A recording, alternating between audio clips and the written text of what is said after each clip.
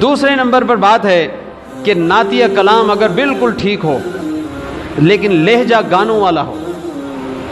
اب آپ کہہ سکتے ہیں بھئی نعت کے کلام تو ٹھیک ہے، لفظ بھی ٹھیک ہیں، وہ بالکل حضور کی تعریف بالکل صحیح انداز میں کر رہا ہے، تو پھر کیا مسئلہ ہے کہ اگر لہجہ تو کوئی چیز نہیں ہوتا، لہجہ کافر یا مسلمان لہجہ نہیں ہوتا کہ یہ لہجہ کافر ہے اور یہ مسلمان ہے، یہ برا لہجہ اور اچھا لہجہ. لہجہ تو لہجہ ہے، آواز کا اتار چڑھاؤ ہے.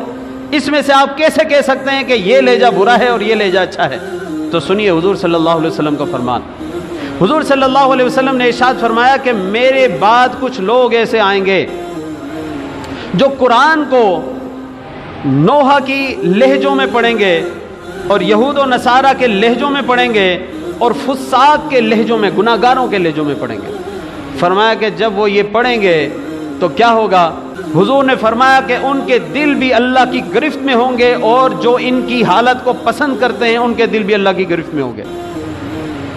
اب سوال ہے کہ کیوں؟ لہجے میں کیا ہے؟ جو لہجہ گانوں کی طرز پر ہو، جو ایک دفعہ لہجہ گناہ گاروں کی محفل کا حصہ بن جائے، اب حضور صلی اللہ علیہ وسلم فرماتے ہیں کہ اب وہ قرآن کے قریب بھی نہ آئے. جو لہجہ گانے والوں کی محفل کا حصہ بن گیا، گناہوں کی محفل کا حصہ بن گیا، تو حضور نے فرمایا کہ کلام اگرچہ تم قرآن پڑھ رہے ہو، اللہ کا کلام ہے، قرآن پڑھ رہے ہو، صحیح لفظوں سے پڑھ رہے ہو، لیکن جو لہجہ اس محفل سے ہو کے آیا ہے اب وہ اس پاکیزہ کلام کے قریب نہ آئے.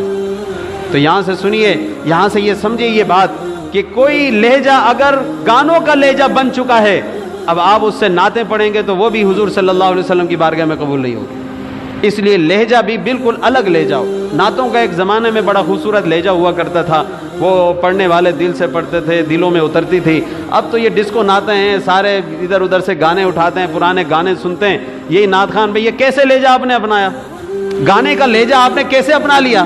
ظاہر ہے گانا سنا ہے، 50 دفعہ گانا سنو گے تب تمہاری زبانوں کے اوپر وہ لہجہ چڑھے گا. تو تم یہ لہجہ اپنانے کے لیے، نعتیں پڑھنے کے لیے 50 دفعہ گانا سن رہے ہو، شرم نہیں آتی؟ اس کے بعد تم رسول اللہ صلی اللہ علیہ وسلم کی نعت پڑھو گے؟